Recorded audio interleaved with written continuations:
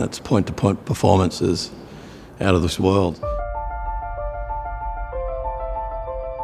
The exterior styling is a bit different, but underneath it's very, very different. It's absolutely fantastic, it really is. It's a joy to drive. Personally, as a chassis dynamicist, I think the biggest part of that is the width of the battery in the car. So typically a car has an engine and a drivetrain that's got a high centre of gravity, but it's all in the centre of a car, and therefore it works like a moment in roll. But this car's got a big flat battery in it, so it's got to lift the energy on the inside to actually upset the car. So the car's got a very flat roll dynamic. So it drives like a really light, nimble, pointable, direction change race car almost. It's fantastic. It's so enjoyable to drive. Localisation's always been a very important part of our DNA. This is the first product in the Kia range to incorporate the electric global modular platform, and it was an opportunity for us to really exploit the design elements of it. What that means is that the battery forms a very fundamental part of the overall vehicle structure between the front and rear wheels, and then we have front and rear e-axles that can either have a motor or not have a motor. So basically we can put front wheel drive, rear wheel drive or all wheel drive. We're strongly committed to it. Even though there were challenges posed with COVID, we ensured that for this very important product, the EV6, that we still incorporated a local ride and handling program.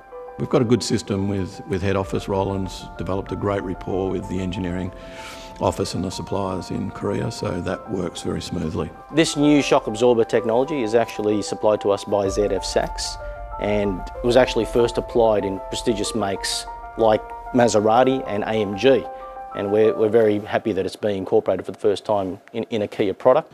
So this is the rear shock absorber out of the EV6, and it's a frequency selective damper as opposed to a piston speed selective damper. So what that means is when we're running down a country road that requires a lot of body control with big undulations, a bouncing sort of road, the damper generates a lot of energy and controls that body motion and the weight of the car.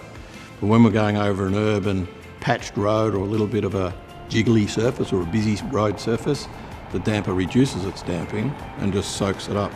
And the result speaks for itself. I mean, the car's got a very nice, compliant, round feeling, but really great body control.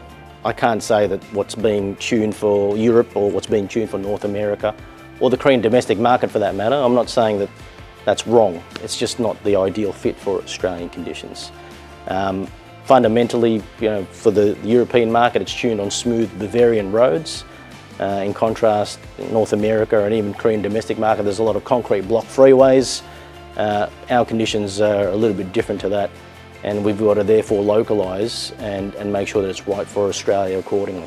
One of the things that we're always tuning for in Australia is large body movements on country roads at 100 kilometres per hour, and that is always manifested with higher centre of gravity roll dynamic in conventional cars. The electric cars don't really have so much of that. They have a lot of vertical movement because of the weight, but they don't have the lateral roll. So we can use that as a bit of a tuning tool. So we give it a lot of damping for vertical movement, and then we can soften off the roll movement, and that's very beneficial because that's also a primary piston speed for ride comfort. So we gain in ride comfort and then we gain in roll control by not having to dampen it so much.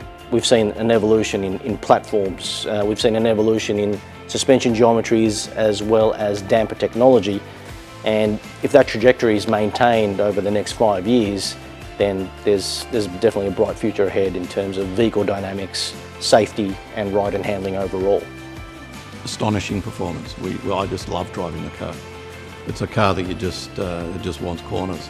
It's so engaging and so rewarding to drive. Great car, best car we've ever made.